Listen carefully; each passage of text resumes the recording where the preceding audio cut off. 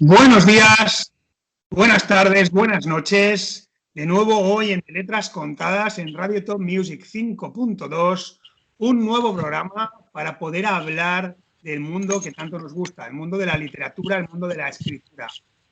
En este caso tenemos como artista invitado a Bismarck Alberto Cuéllar Chávez, que nos presenta su libro Chávez, Ibéricos del siglo XVI en el sur de las Indias Occidentales. Antes de explicaros un poco quién es el autor que tiene el placer de estar aquí con nosotros, no puedo olvidarme de mandar un afectuoso saludo y cariñoso a todas aquellas personas que permiten que podamos estar hoy en la Radio Top Music 5.2 desde Colombia. Así que saludamos a Ramónica, Rosmary, Pablo Manrique, María Carrillo y a Seijan Josep, titular de la emisora, y, como no, a Willy Delgado, director general. A partir de ahí, ahora sí que ya es momento de explicarles quién es Bismarck Alberto. Es nacido el 23 de enero de 1963 en la ciudad de Montero, provincia Obispo Santi Esteban del departamento de Santa Cruz, Bolivia. De profesión economista y contador público. Sus 38 años de vida profesional los ha desarrollado en el área petrolera, trabajando en importantes empresas nacionales y multinacionales. Es investigador histórico, escritor, guionista de teatro y cine, poeta, conferencista internacional y dramaturgo. Hasta la fecha ha escrito y publicado, atención, cójanse bien, 17 obras literarias y ha puesto en escena una obra de teatro inédita con más de 1.200 actores simultáneamente. Además es miembro de la Sociedad de Estudios Geográficos e Históricos de Santa Cruz. Perdón, sí, de Santa Cruz. Socio correspondiente de la Sociedad de Estudios Geográficos e Históricos de Sucre, catedrático de posgrado de liderazgo indígena, rural, distrital y regional.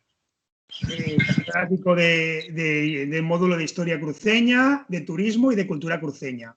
Ha sido distinguido por muchas instituciones, habiendo recibido la medalla de honor otorgada por la Brigada Parlamentaria Cruceña por los meritorios servicios a la historiografía y cultura cruceña. Además fue designado escritor destacado en 2015 por la Cámara Nacional de Clubs del Libro y recibió la medalla al mérito en el grado de Gran Cruz del Oriente otorgada por la Sociedad de Estudios Geográficos e Históricos de Santa Cruz, en reconocimiento y aporte a la investigación de la historia cruceña. Y muchas otras más. Además, es miembro de la Comisión de Diseño y Construcción del Museo de la Independencia de Santa Cruz, que se inauguró en 2010. Diseñador de la medalla del Bicentenario del Primer Grito Libertario Cruceño. Autor de la justificación histórica del sello postal en homenaje al Bicentenario del Primer Grito Libertario Cruceño. Y un montón de cosas más, que si no, es que claro, no le podré pasar la palabra y ni podremos decir con nada de él, ¿no? Pero bueno, sí que de las obras que tiene escritas, pues comentar, por ejemplo, que tiene La verdadera historia de la rebelión de Diego de Mendoza, de 1571, que se publicó en 2013, Santa Cruz, fotografía poética, que es un libro de fotografías que se editó en 2016, Chávez Ibéricos del siglo XVI en el sur de las Indias Occidentales, que es del que vamos a hablar hoy, y varios tomos de la historia de Santa Cruz y artículos en prensa local, entre muchísimas más obras, como ya he comentado, pero ahora nos vamos a centrar en el libro, así que voy a leerles la sinopsis para acabar de situarnos y pasarle la palabra y que nos cuente pues, todo lo que le apetezca, que para eso está aquí de invitado. Dice, luego que Cristóbal Colón llegara al continente en 1492, todas las naciones de Iberia se hicieron a la mar en busca de tomar un pedazo de la nueva tierra encontrada. Asimismo, muchos expertos navegantes de todas las nacionalidades en busca de fama y fortuna se pusieron a las órdenes de la corona que mejores condiciones ofreciera para su misión de explorar y conquistar los territorios por descubrir. Obviamente, las mejores condiciones de distribución y riquezas a encontrar. Es así que en 1914 el primer navegante en llegar al actual Río de Plata, Argentina, fue Juan Díaz de Solís, en donde tiene contacto con nativos de la actual República de Uruguay, por quienes es atacado y devorado. Algunos navegantes deciden quedarse en la isla Santa Catarina y conviven con los nativos carijos, con quienes viven pacíficamente aprendiendo su idioma nativo, enseñando el castellano y el portugués a los nativos. Uno de los náufragos, Alexo García, se enamora y casa y procrea con la hija del cacique principal de Carijos. Y antes de morir, le revela un secreto ancestral a Alexo, la existencia de un camino milenario que comunica el Atlántico con el Pacífico. El extremo oeste habita una raza de hombres poderosos y ricos que vestían con oro y plata, los incas. Y con esto no quiero contar nada más, que para eso tenemos aquí el autor. Así que, Bismarck, Alberto, la audiencia es tuya.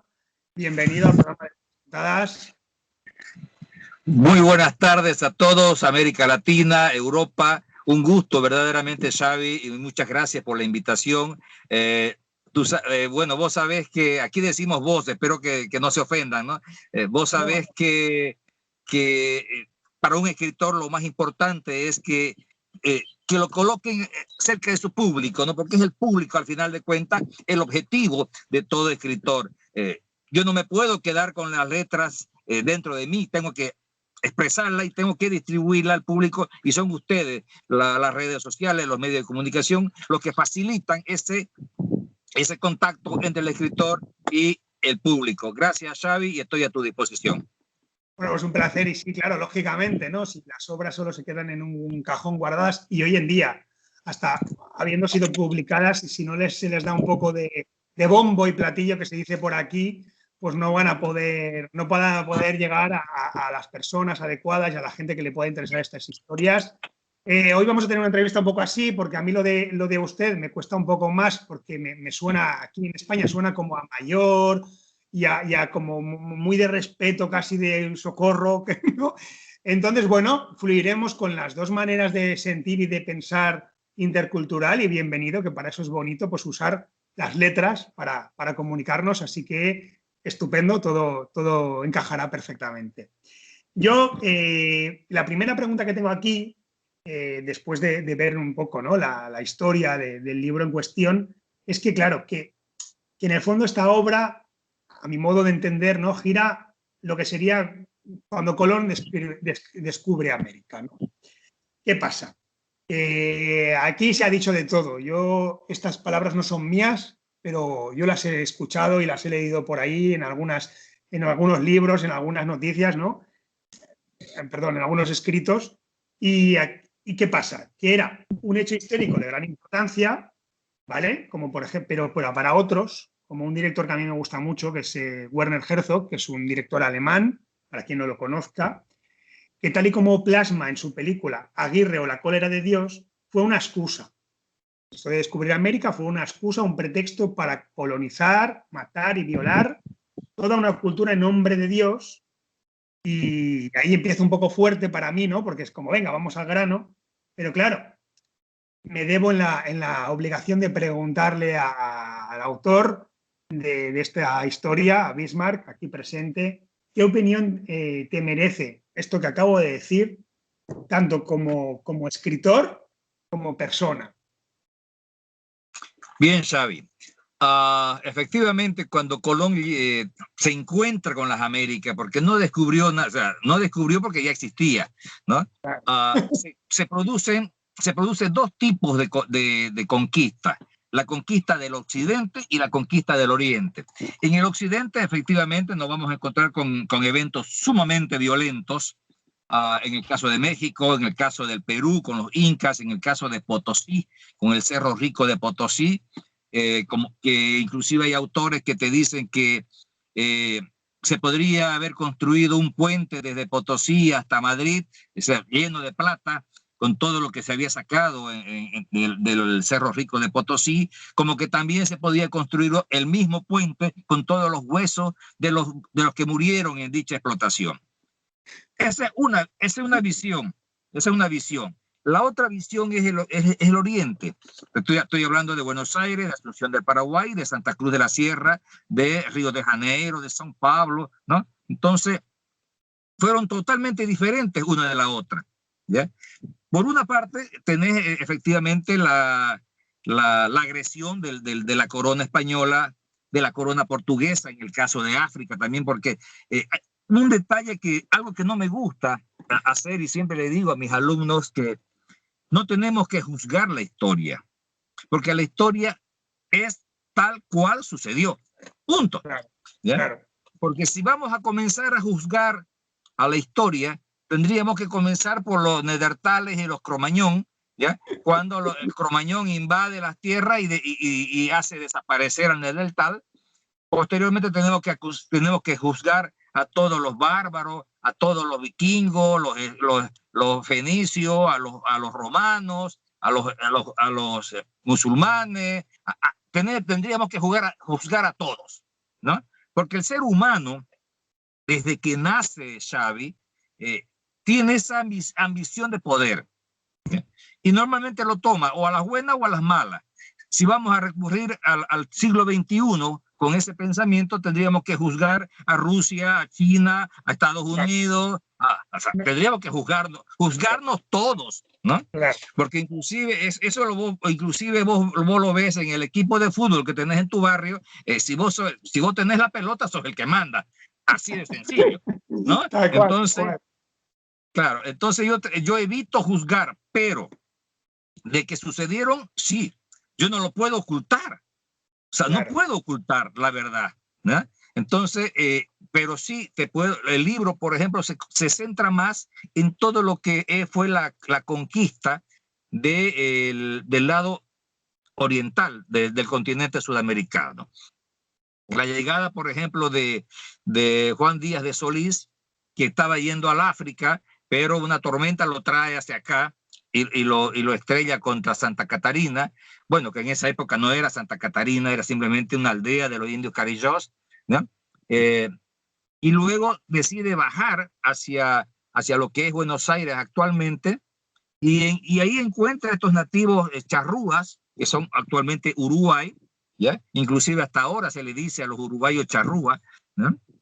Porque eran fieros, esos hombres eran fieros. Y entonces, los nativos, al ver esos barcos por primera vez, porque no habían visto este tipo de barcos los nativos, lo que hacen es colocarle frutas en la playa y se retiran a la selva.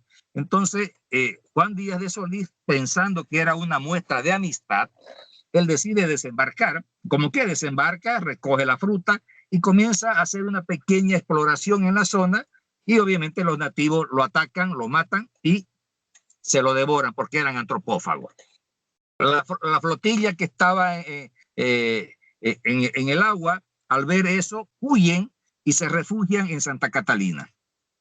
Porque Santa Catalina tiene una geografía muy especial, entonces hay un pequeño espacio por donde pasaba la nave, de tal manera que al entrar por ahí, una de ellas choca contra la serranía y se hunde.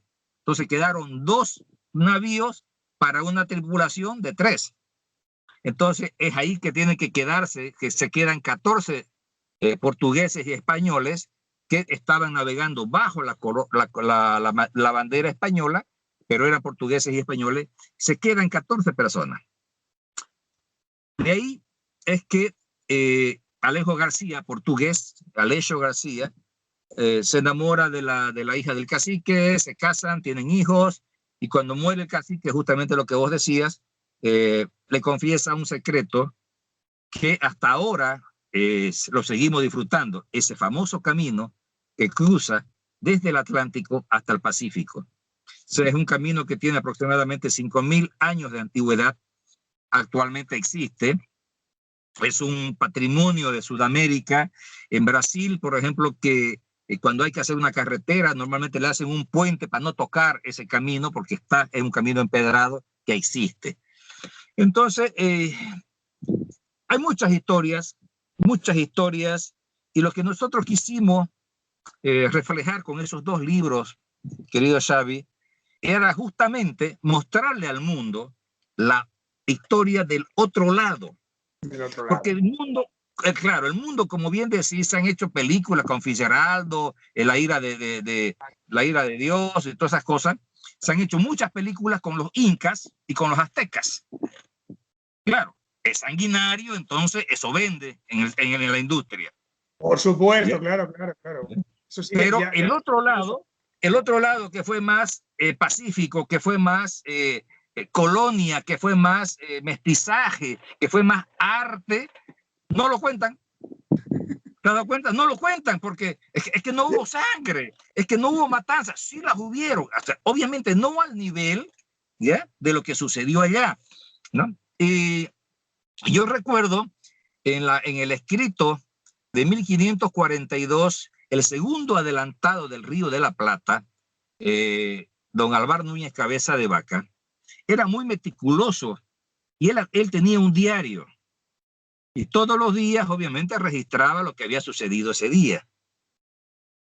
Y cuando llega aquí a la frontera entre Bolivia y Brasil, a lo que es el Pantanal Matogrossense, él escribe en su diario que en esas montañas que él veía había mucho metal pesado y metal valioso.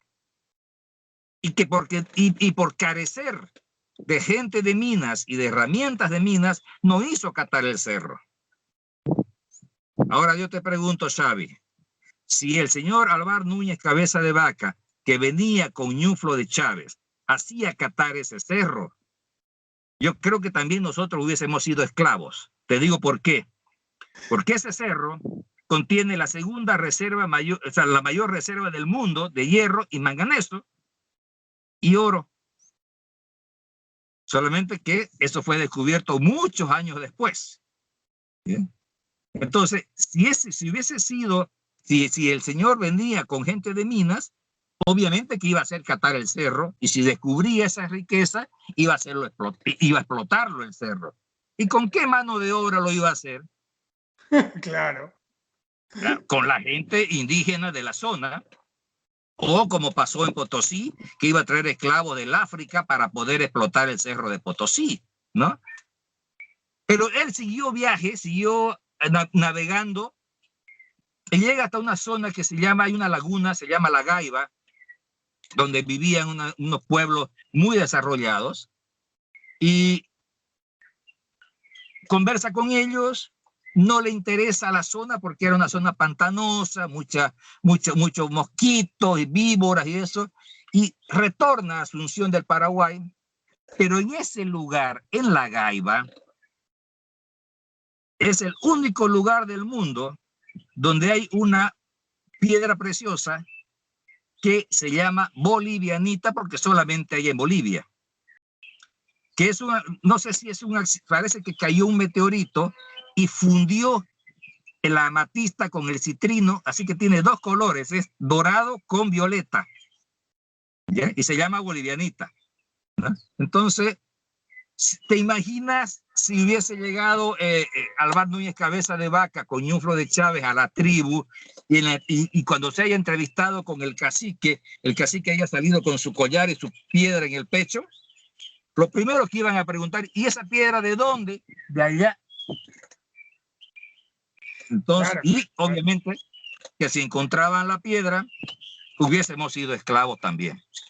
Y la tercera, que siempre me encantan estos tres ejemplos que le doy a mis alumnos, la ciudad de Santa Cruz de la Sierra, que funda Ñuflo de Chávez, se encuentra a 50 kilómetros de la mina más grande de oro que hay en Bolivia. Que si lo hubiesen descubierto, seguiríamos siendo esclavos, ¿no? Entonces, ¿cuál es la moraleja de todo esto? Que yo rescato en el libro, ese hombre no venía en busca de riqueza, porque las ha tenido en sus manos. Y la otra es que nuestros nativos no les interesaba el metal. En cambio, en el Incario, todo era oro, todo era plata. Y acá no, acá simplemente todos eran agricultores, todos los nativos eran industriales porque sembraban, porque hilaban, cosechaban algodón, hilaban y hacían sus trajes, a diferencia que a partir de Brasil hacia abajo, hacia el sur, vas a tener tribus que andaban desnudas, tribus que eran antropófagas y tribus que eran nómadas. En cambio, en el norte, que es donde, o sea, de donde son nuestros nativos, era gente sedentaria, que tenían ciudades con 400 casas, con una administración política, administración familiar, tenían ciencias, como te digo, sembraban, hilaban, tejían, fabricaban vasijas de barro, ¿no? Hacían lo que dijo Alvar Núñez Cabeza de Vaca, fabrican un vino de maíz, la chicha que nosotros tomamos, que se toma de diferentes formas. La chicha fresca justamente es refrescante, que sirve para acompañar todas las comidas. Pero también se puede fermentar y se vuelve una cerveza de maíz. Entonces, que también te emborracha. Entonces, entonces yo quise rescatar, mostrar al mundo esa historia no conocida, Xavi. Porque yo te puedo asegurar que puedes hacer encuestas en toda Europa o en toda América y nadie sabe, y nadie conoce, o muy pocas personas conocerán la historia del oriente de Sudamérica. Hablamos de Asunción del Paraguay, hablamos de Buenos Aires, inclusive te cuento una anécdota que me sucedió hoy. Me llamó un periodista argentino y quería hacer un programa especial en la televisión argentina para el 18 de junio, que es aniversario del nacimiento de Ñuflo de Chávez, a quien va dirigido ese libro que tienen ustedes. Porque según él me explicaba, quería hacer ese homenaje porque él había fundado Santa Cruz de la Sierra y también había fundado Buenos Aires. Y yo le dije, momento, no es así. Él fundó Santa Cruz con 90 españoles. Dentro de los 90 había un señor que después de fundar, de acompañar la fundación de Santa Cruz de la Sierra en el 1561, se fue a vivir a Asunción del Paraguay. Allá se casó, tuvo sus hijos y luego van y refundan Buenos Aires en el 1580. Pero no fue Ñuflo de Chávez, no fue el fundador. Ay, me dice, pucha, y esa parte no la sabía, esa parte está confusa. Claro, porque nadie la conoce, querido Xavi. Por eso fue que ¿cómo nace esta idea? Cuando nos visitó la reina Sofía de España, nos visitó en el 2012.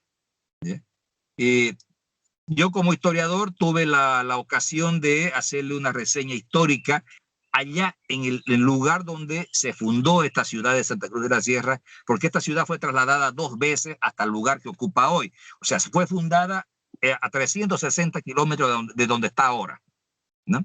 Entonces, hice la reseña histórica, inclusive le regalé una carpeta con la biografía del capitán Ñuflo de Chávez, para que lo puedan difundir en España, para que la gente sepa quién era Ñuflo de Chávez, porque Ñuflo de Chávez nació en una ciudad llamada Santa Cruz de la Sierra, en Extremadura, ahí cerca de Trujillo.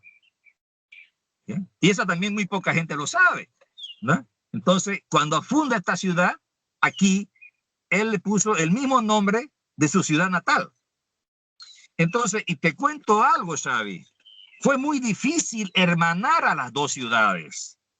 Porque cuando fuimos a visitar Santa Cruz de la Sierra en España, la población y las autoridades de Santa Cruz de la Sierra en Extremadura eran un poco reacia, ¿ya?, de aceptar, justamente por lo que vos me dijiste al comienzo, la historia. Claro. ¿Por qué? Porque los dos mayores masacradores de nativos salieron de Trujillo, Pizarro y Cortés. ¿Ya? Y casualmente, Ñuflo de Chávez también salió de la zona de Trujillo, de Santa Cruz de la Sierra, pero fuera totalmente diferente fue la relación. Entonces, nos costó mucho a nosotros los cruceños, que somos descendientes de esos españoles y de esos nativos, porque somos mestizos, nos costó mucho lograr que las autoridades y la población de ese pequeño villorio de Santa Cruz de la Sierra, allá en Trujillo, acepte a Ñuflo de Chávez. Porque claro, estaban con ese preconcepto, con esas ideas de lo que decían los historiadores, de la matanza, del abuso, del saqueo, de esto. Sí, eso sucedió, sí sucedió, pero fue al otro lado. ¿Yeah? Entonces no puedes decir todos los españoles son malos, todos los bolivianos son narcotraficantes. No podés decir eso. Hay. O sea, la moneda tiene dos caras, ¿no? Entonces, al final logramos hermanar las dos ciudades. Vinieron a visitarnos concejales, senadores y diputados de la zona de Trujillo. Estuvimos aquí, compartimos con ellos. Fuimos hasta Santa Cruz de la Sierra el 18 de junio del 2018 a festejar los 500 años del nacimiento de Ñuflo de Chávez. 500 años. Y llevamos una orquesta sinfónica compuesta por nativos de aquella escuela de hace 500 años. Porque si vos, por eso aquella persona que lea los libros va a conocer algo totalmente diferente a lo que ha leído hasta ahora. Aquí, al no encontrar esas riquezas de las que hablamos antes, no hubo esclavitud. Acá no habían esclavos. Es más, había un código social del 1604, o sea, a los 40 años de fundada la ciudad, se crea el primer código social de América aquí en Santa Cruz, donde te reglamentaba el uso, ¿ya? del trabajo del nativo. ¿Ya? Tenía horarios de trabajo, no trabajaba toda la semana, solamente trabajaba 3 días, y los otros 3 días los dedicaba a su propia producción en su propia tierra, y el patrón tenía la obligación de prestarle todas las herramientas del laburo, o sea, animales, ¿qué te digo? Palas, picotas y todo lo necesario para producir. Eso no se produjo en ninguna parte del mundo, solamente aquí. Entonces, si vos revisás en el 1604 si había algún código social de que regule no sé, no es el uso, pues la servidumbre del nativo, no lo vas a encontrar, pero aquí sí había. Es más, estaba prohibido que el nativo desgrane el maíz con las manos.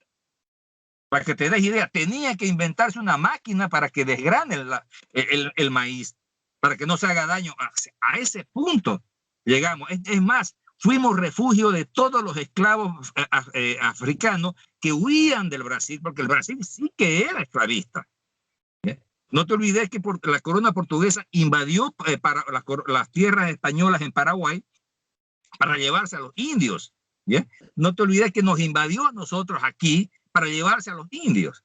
Entonces, y obviamente que en ambos casos el ejército español los expulsó, pero igual ya te hicieron daño. Entonces, y los negros esclavos de Portugal, porque no existía Brasil en esa época, era la corona portuguesa, huían y se venían y se refugiaban acá en Santa Cruz de la Sierra, porque sabían que aquí no había esclavitud. Permíteme ahora que te pueda yo comentar una cosilla, y es que yo creo que va a ser la primera vez de Letras Contadas que siempre me sobran algunas preguntas, pero yo creo que va a ser la primera vez que me van a sobrar un montón, porque yo no sé la audiencia, no sé los oyentes o qué pensarán al respecto, pero yo me he quedado pues embobado escuchando tu conocimiento de toda esta historia, como si hubiera asistido a una de tus clases como profesor, que me ha parecido súper interesante, sobre todo toda la información errónea que tenemos, que normalmente nos llega lo que a quien le interese que nos llegue para que pensemos de una manera determinada, y lo dejo ahí, por no entrar en política ni cosas de estas que no tienen nada que ver con el mundo del que hablamos aquí en De Letras Contadas, pero ahí está. Y la verdad es que sin yo saberlo, en tu manera de ir explicando todo este proceso histórico, me has ido respondiendo grandes preguntas que tenía yo por aquí para preguntarte, pero sí que me gustaría pues, poder afinar en alguna cosa que yo creo que podría ser interesante, ¿no? Entonces, para mí una es, que desde luego se trata de un libro documentado, histórico y tal, pero ¿has usado algo de ficción? ¿Cuánto hay de ficción? ¿Está como si fuera así rollo novela para que cuadren cosas? ¿O simplemente has novelado la parte histórica con unos personajes lo más fieles posibles a la realidad? ¿Cómo ha ido este proceso, ¿no? de convertir el libro? Bien, esto es un relato histórico documentado, 100% real. No hay absolutamente nada de ficción. Justamente por eso lo hice documentado, Xavi, porque como son historias que la gente no ha escuchado, Claro. como tenés que mostrarle a la gente lo que verdaderamente sucedió. Por eso es que salió gordo. Son dos tomos que son casi 1.300 páginas, 2 volúmenes, y porque está absolutamente documentado. Inclusive, ¿ya? He tenido que transcribir los documentos originales del castellano antiguo al castellano actual, y colocar la fotografía del documento original y colocar todas las referencias bibliográficas de cada una de las sentencias que yo digo, porque no es lo que yo diga, es lo que está registrado. Inclusive les digo, andate al archivo de General de Indias, bajen al estante número 8, casilla número 6, cajón número 9, documento número 343. Aquí está. Entonces, este libro, querido Xavi, como la intención era justamente desmitificar toda esta historia, tenés que ser 100% real. No podés inventarte nada, no podés fantasear con nada, no podés novelar algo, sino que tenés que ser lo más real posible. Y ahí está, como te digo, este libro me ha significado muchos debates entre historiadores, inclusive aquí en mi propia tierra, porque son datos más o menos el 60% inéditos. El 60% de ese libro es inédito, inclusive para la misma historia de Santa Cruz, para la misma historia del Paraguay, para la misma historia de la Argentina. Entonces, por eso fue que tuve que transcribir el documento original. Eso me llevó 12 años, Xavi. He estado 3 veces en el archivo de Indias, ahí en España. He ido a Portugal, he estado en Roma, he estado en Perú, Argentina, Chile, Paraguay, Brasil, investigando, sacando datos, porque resulta que cuando vos estás haciendo una investigación más o menos como has visto en las películas, ¿no? Que una pequeña sospecha te puede llevar a un pequeño evento, y de ahí ese evento te va a derivar a otro y otro, y comenzás a jalar todas las puntas y te vas a terminar con 20 ovillos en tus manos, ¿ya? Y después tenés que organizarlos, esos ovillos. ¿Para qué? Para que la gente a quien van dirigidas las obras lo entienda. Porque vos como investigador ya lo entendiste. Ahora, ¿cómo haces para que la otra gente que nunca ha visto esa información lo entienda? Entonces, es ahí otro proceso, ¿ya? Otro proceso que tiene que tener el escritor, de saber transmitir esos conocimientos de una manera tan didáctica que a la persona que lo esté leyendo, uno, le sea fácil comprenderlo, dos, comience a sentirlo, porque yo te digo, yo lo siento, lo que yo escribo, yo lo siento. ¿Ya? Y hay veces que... Perdóname, ahí es donde yo quería llegar. Claro, estamos hablando de 2 tomos de unas 1.200 páginas entre las dos, claro, con todas las pruebas que has tardado 12 años en encontrar, bien documentadas, para que esa credibilidad sea creíble, válgame la redundancia, en la forma de narrarlo, de explicarlo. ¿Se parecen algo en cómo me lo estás contando aquí para la audiencia? Que es como si, en el fondo, aunque sea la realidad, parece una película. Uno viene, lo matan, luego tal, no sé qué. Eso está transmitido, entonces uno se lo puede leer con cierta lectura, entre comillas, ¿no? Novelesca, quiero decir, de que van pasando cosas y se hace interesante, o hay ratos que es muy histórico y entonces hay que tomárselo pues con otra filosofía. ¿Cómo has juntado eso que decías no tú? No lo tomes como un texto de historia. Esto Vale. no es un texto de historia. Esto es una narración de experiencias, aventuras, desventuras, amores furtivos, amores prohibidos. Inclusive hay un evento, querido Xavi, ¿ya? Que 43 años antes que Shakespeare escriba Romeo y Julieta, eso ya sucedió aquí. 43 años antes. ¿Por qué? Porque resulta que muere Junfro de Chávez, que era el fundador, fue asesinado por los nativos. Y Santa Cruz, como tenía autonomía en aquella época, 1560, ¿ya? Como tenía autonomía, elige a un gobernador. Pero ese gobernador, el virrey, no le pasaba nada. Entonces, el cabildo cruceño decide pedirle al virrey que ponga, que nombre un gobernador.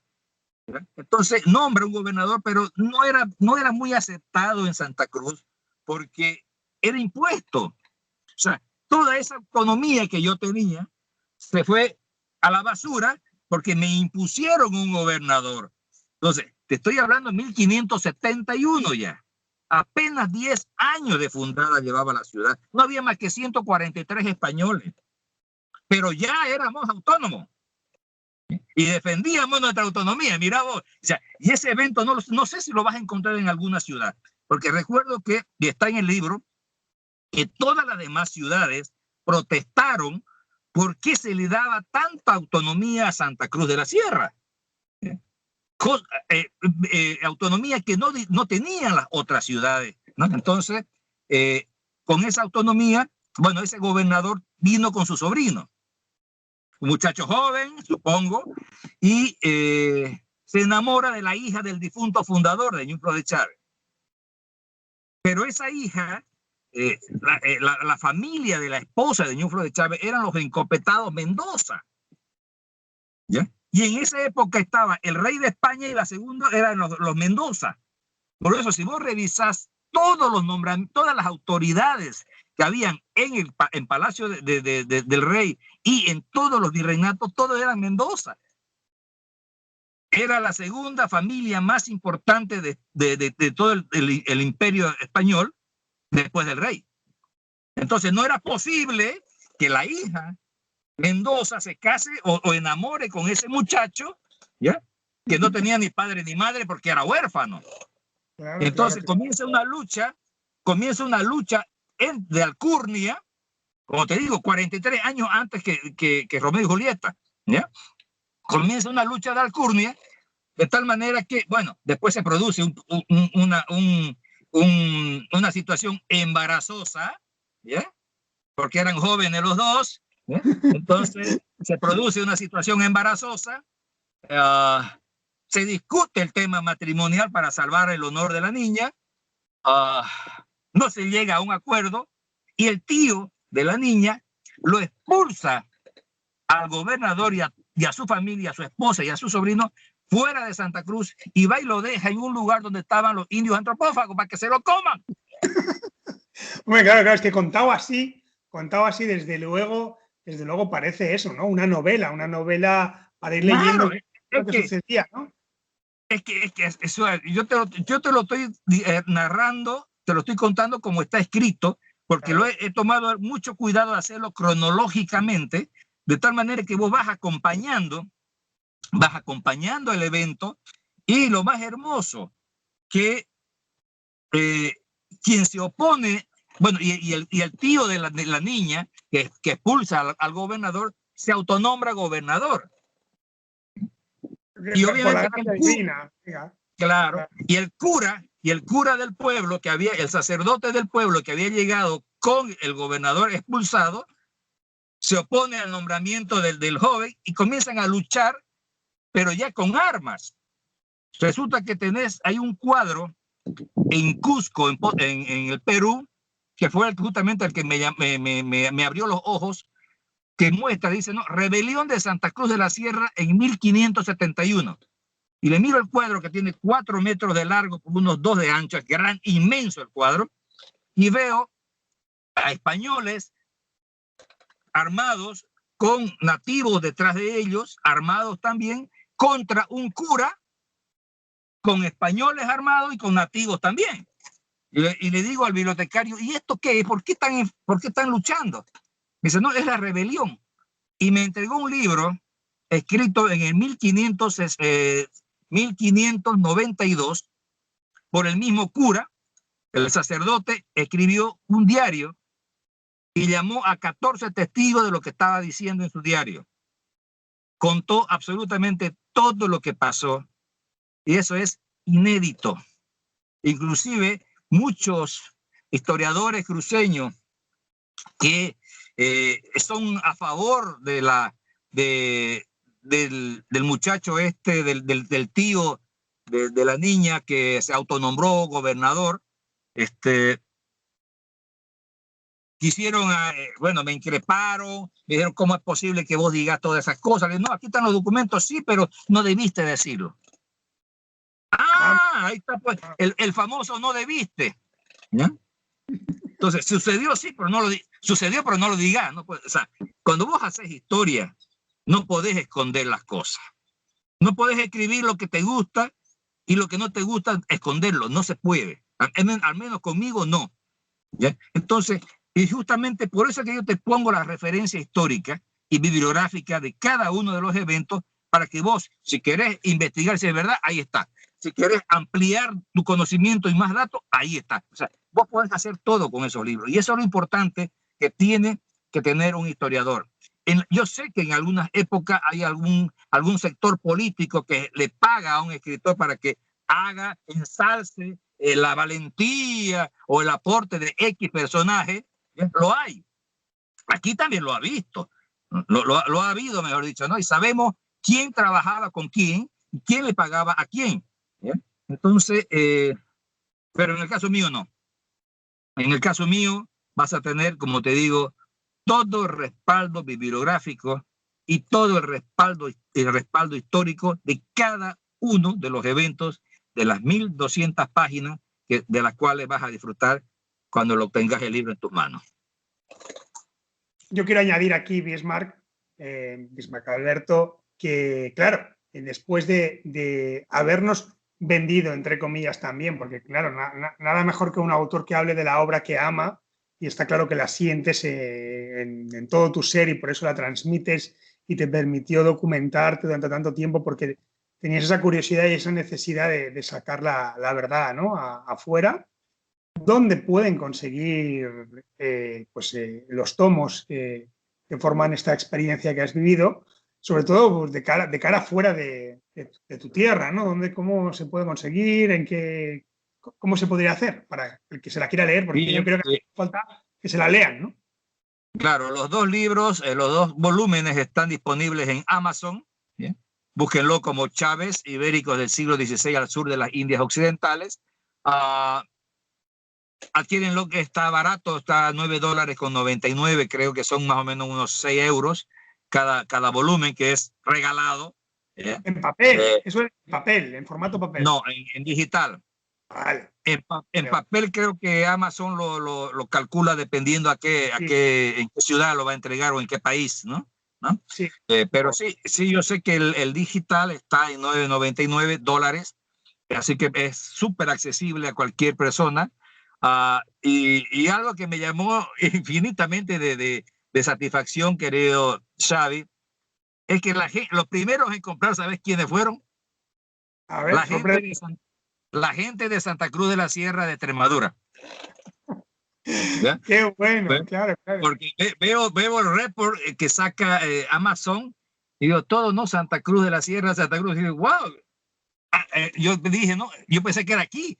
Cuando miro España. O sea, y eso significa, Xavi, que todo el trabajo de hermanamiento que hemos hecho con la ciudad de Santa Cruz de la Sierra, allá en España, dio resultado. ¿Ya? Dio resultado. Entonces, tenemos que, yo te digo, yo no sé por qué tienen que existir fronteras en los países. A veces a mis alumnos les muestro una foto satelital del planeta así redondito y le digo, ¿alguno de ustedes ve fronteras aquí? ¿Alguno de ustedes ve barreras aquí? No tienen que haber barreras, porque la historia sucedió y no tenés por qué juzgarla. Volvemos al comienzo, no hay por qué juzgarla porque ya sucedió. Yo participo de charlas digitales los 12 de octubre recordando la llegada de Cristóbal Colón a América, y participan historiadores de todas partes del mundo, de Cuba, de Estados Unidos, México, y obviamente que cada uno tiene su visión de lo que pasó. Pero yo le digo, esparen un momento, ya pasó. Si ustedes con su resentimiento van a hacer que Colón se regrese a España, no lo van a lograr. Lo que tenemos que hacer es aprender de lo sucedido para que no vuelva a suceder. Pero ¿saben qué? Lean el periódico, todos los días sucede. Sucede Israel, Palestina, Rusia, China, Corea del Norte, Corea del Sur. O sea, sucede. ¿Por qué? Porque son seres humanos los que están en ese planeta. Entonces, siempre va a ser igual. ¿Bien? Siempre. Como te dije al comienzo, hasta en tu canchita de fútbol que tenés en el barrio, el que llega con la pelota escoge a los mejores jugadores. O sea, así es. ¿Eh? Sí, es una forma de... Y no creas que cuando te hace 2 goles, deja de hacértelo. No, si puede hacerte 20, te va a hacer 20, porque tiene que humillarte. Esa es la raza humana. Entonces, no juzguemos, aprendamos de ella. Sí, claro, es un buen mensaje, de verdad, aprender de que todos somos iguales, todos somos ciudadanos del mismo planeta, ¿no? del mismo globo terráqueo, y que ahí no hay ninguna frontera, que las hemos creado nosotros mismos sobre todo por los conceptos de todos estos son asesinos, todos aquellos son tal, todos no sé qué. Ese ha sido pues un estereotipo constante en la humanidad, y que lo único que hace es juzgar y generar odio o bueno, como ha dicho no sé quién esto, yo tengo que hacer lo mismo, entonces ya me caen mal, ¿no? Y eso ahí uno claro. encima ahí no juzga, se cree lo que dicen otros, ¿no? Pero sí que me ha parecido muy interesante lo que has dicho de España, que tenga esa curiosidad por ver lo que pasó tal, y que se unifique esa hermandad de verdad, rompiendo esas barreras. Y ya por eso yo creo que como autor y como historiador tienes que estar contento de que eso haya llegado, ¿no? Eso ya está, ya es factible, ya es un hecho. ¿Hasta dónde? ¿En qué magnitud? Eso nunca se sabe. Pero bueno, al menos ya has puesto tu granito en la historia, contando la historia adecuada, y yo creo que como escritor, que en este caso ya ha sido mucho proceso de recopilar datos, sentir que tu obra trasciende fronteras, eso tiene que ensalzar el corazón, ¿eh? Y no lo digo desde el ego, sino desde la satisfacción de que lo que yo quería contar, que había gente que me decía, no lo cuentes, que en algunos otros países o en otras situaciones igual hasta tu vida podría haber corrido peligro, porque hay veces cosas que no interesan, entonces esto hay que acallarlo. Ahí ha habido un fuerte trabajo de periodismo, de documentación para transmitir eso, y de momento para poder unir con España, que desde luego yo era desconocedor de todo lo que has contado. Me ha parecido muy, muy interesante, y espero que a los oyentes también, y que se lancen a leer toda esta historia, porque es como un Shakespeare antiguo, que ahí queda siempre la duda. Si hacía 43 años, igual esta historia le llegó a él, ¿no? Y de ahí sacó Shakespeare. ¿Quién sabe? Por ahí él la leyó. O en el fondo, como la humanidad siempre ha estado igual, era de esperar que todo se repitiera, ¿no? Pero ahí queda esa conexión interespacial de siglos para aquí, siglos para allá, que me parece muy, muy bonita, ¿no? No solo ahora conectando mientras hablamos, sino que a lo mejor allí esas mentes creadoras de lo que se vivió en la realidad y de lo que se ficcionó ya estaban unidas, ¿no? De alguna manera, y me parece muy, muy interesante. Claro que sí. Bueno, el objetivo, y es algo que sigo soñando y sigo pidiéndole a Diosito que me ayude, es que estos libros lleguen a las universidades y a los colegios de España, a las universidades y colegios de América, para que conozcan el otro lado, la otra historia. O sea, parece que todos tomaron el libro y leyeron solamente las páginas impares, que es la que se ve de primero. Hay que leer también la otra, la que está de espalda, porque puede ser que sea diferente a lo que estás leyendo. Y eso es lo que sucede con la zona oriental de lo que es Bolivia, de lo que es Argentina, Paraguay. Es otra historia. Nosotros acá, como el Paraguay, tuvimos una guerra muy sangrienta del 1932 a 1935, peleando un petróleo que no existía, obviamente por influencia de empresas extranjeras. Y resulta que cuando firmamos la paz, nos dimos cuenta que no podemos ser enemigos porque somos genéticamente los mismos y solamente era intereses de empresas petroleras extranjeras la que motivó esa enemistad. Y nos hermanamos.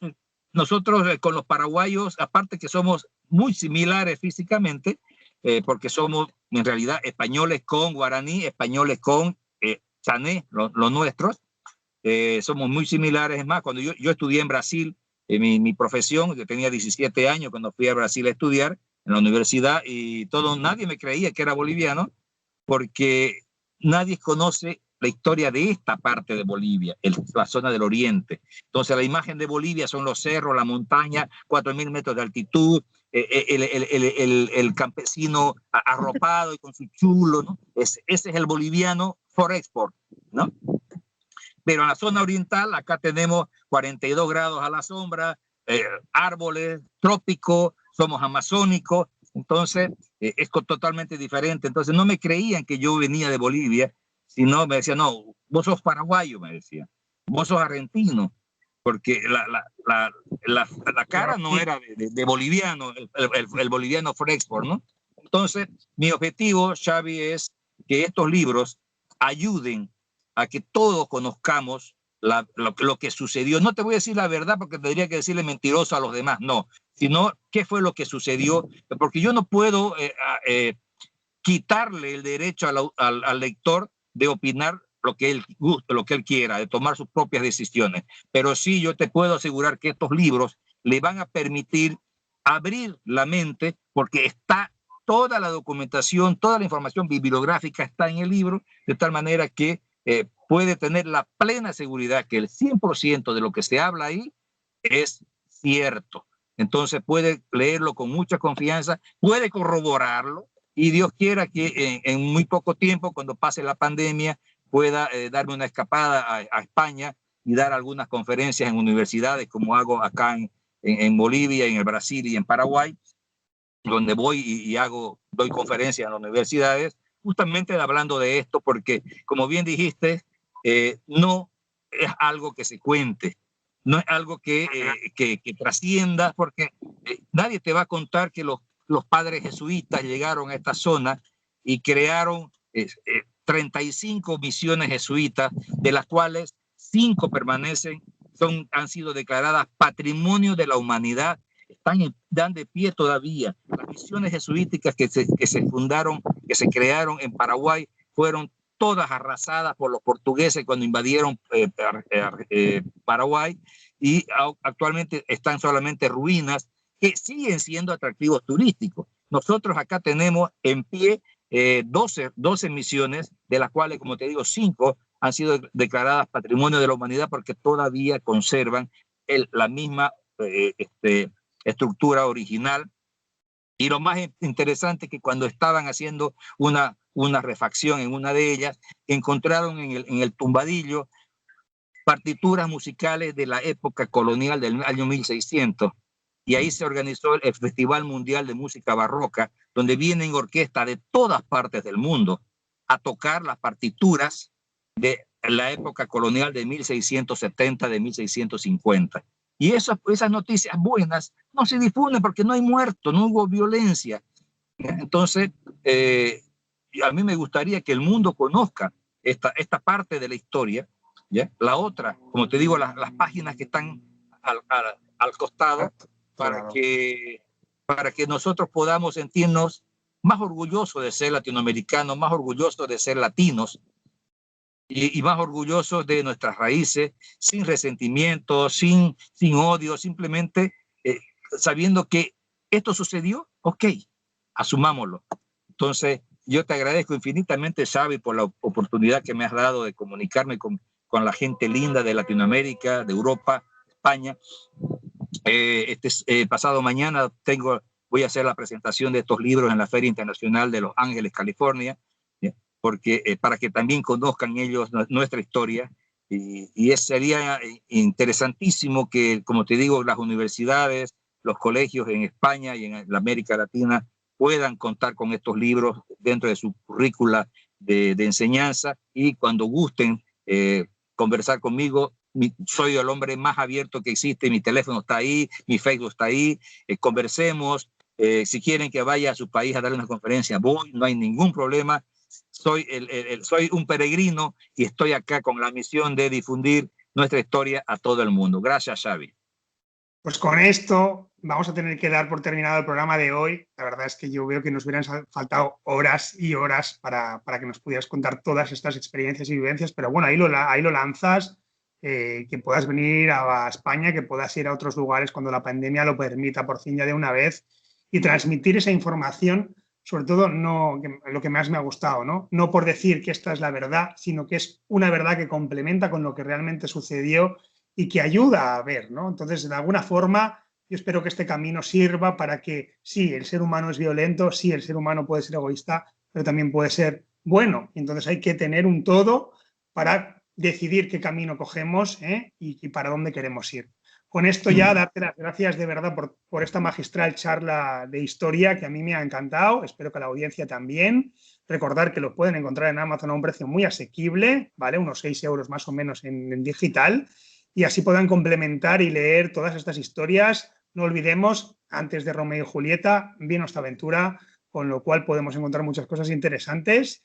Y desde aquí, nada, despedirme con todos, mandaros un fuerte saludo y nos vemos la semana que viene de nuevo en De Letras Contadas, en Radio Top Music 5.2. Y un beso bien fuerte, un abrazo. Nos vemos en la próxima. Gracias.